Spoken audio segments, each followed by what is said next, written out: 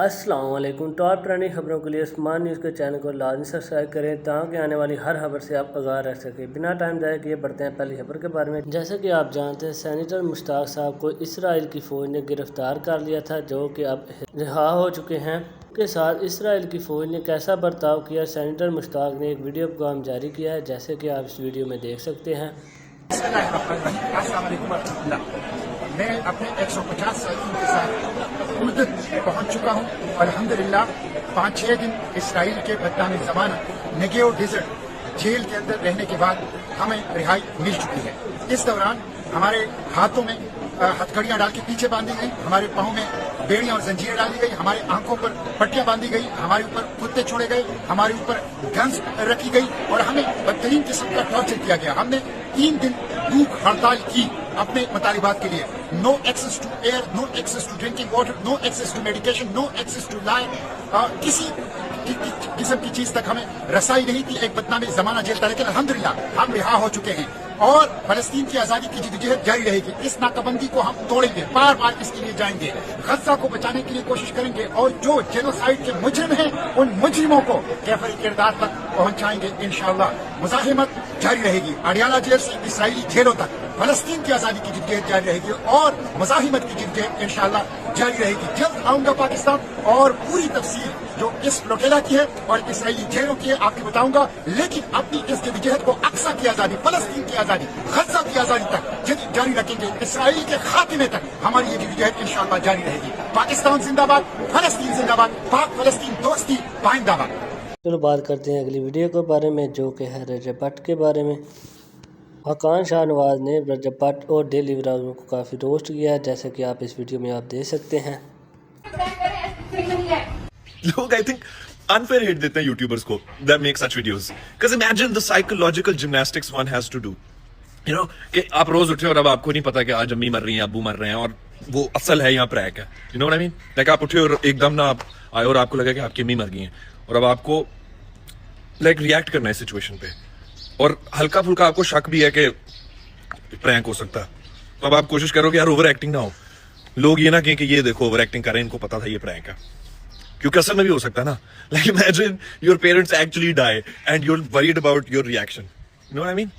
So it's tough being them and I feel bad for them, you know. मैं empathise करता हूँ, मुश्किल है भाई, लेकिन आई थिंक पैसा जस्टिफाई करता है। I don't know, it's a rabbit hole, but या गुड डे टू यू। चलो बढ़ते हैं अगली खबर के बारे में। क्या क्रिकेटर मोहम्मद आमिर अपनी रिटायरमेंट वापस ले रहे हैं? इस बात में क्रिकेटर मोहम्मद आमिर ने अपना वीडियो पैगाम जारी किया, जैसा कि आप ये देख सकते हैं। मुझे 2 बातें, एक अपने बारे में क्लियर करनी है और एक जो सैफी भाई का चल रहा है कि चीफ सिलेक्टर वो बन रहे हैं, न्यूज़ में अभी मुझे नहीं पता रियल है कि नहीं है, तो उस पर भी हम बात करेंगे कि क्या ये अच्छा फैसला है या नहीं अगर ये होता है तो। देखिए, मैं पिछले 2-3 दिन से बहुत मीडिया पे देख रहा हूँ कि जी मोहम्मद आमिर टीम में कम बैक कर रहे हैं, रिटायरमेंट वापस ले रहे हैं और उनकी बात जो है बोर्ड से हो गई है। ऐसा कुछ नहीं है, कोई बात नहीं हुई और कोई ऐसा मेरा प्लान नहीं है। मैं आप लोगों को ऑनेस्टली बता चुका हूँ ऑलरेडी कि मेरा जो फुल एंड फाइनल फैसला था वो अब डन हो गया, रिटायरमेंट का जो है वो अब डन है। तो ये तो होगी, मेरे बारे में बात हो गई।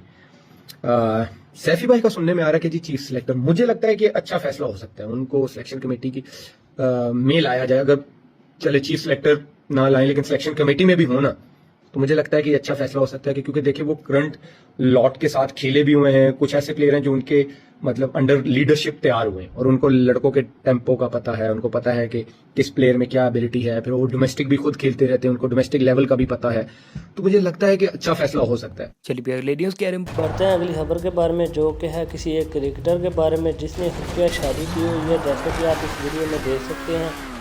एक मशहूर क्रिकेटर है, बैट्समैन है और रिसेंटली कैप्टन भी रह चुके हैं। इन्होंने खुफिया तौर पर एक निकाह या शादी जो है वो कर रखी है, लेकिन शादी अभी तक अनअनाउंस्ड है। इनकी बीवी खुद बहुत पढ़ी लिखी हैं, बहुत शानदार जो है वो जॉब करती हैं। लाहौर में राइवन रोड के करीब एक निजी हाउसिंग सोसाइटी के एल ब्लॉक में इस क्रिकेटर ने अपनी बीवी को रखा हुआ है, जहां पर वो अपने वालिदैन के हमरा रहती है। लेकिन शादी इसलिए नहीं अभी तक अनाउंस किया, निकाह इसलिए नहीं अनाउंस किया हुआ क्योंकि क्रिकेटर के घर वाले जो हैं वो इस शादी पर या इस निकाह पर जो है वो आमादा नहीं होते। निकाह जो है वो अंदर अंदर किया जा चुका है। लड़की खुद बहुत ज्यादा पढ़ी लिखी है और सबसे बढ़कर बहुत से लोग इस लड़की को मशवरा देते हैं तुम एक बच्चा जो है वो अदा कर लो। तो लड़की जो है वो ये कहती है कि शादी अभी तक अनाउंस नहीं की, उसके घर वाले जो है वो मानते नहीं, तो कल को ये मुझे भी ना छोड़ दे और बच्चा जो है वो मेरे पे लाइबिलिटी या जिम्मेदारी जो है वो ना बन जाए। अभी निकाह नहीं ऑन करा, कल को उस बच्चे को भी जो है वो डिसऑन कर सकता है। Still they are in relationship, कोशिश है कि जी घर वाले जो है वो मान जाए। अब घर वाले मानते हैं या नहीं मानते, that is an other thing, और अल्लाह करे मान जाए। लेकिन आप ये देखें, निकाह का हमेशा मतलब ये होता है या शादी का कि obviously it should be announce, निकाह का मतलब ही ऐलान है।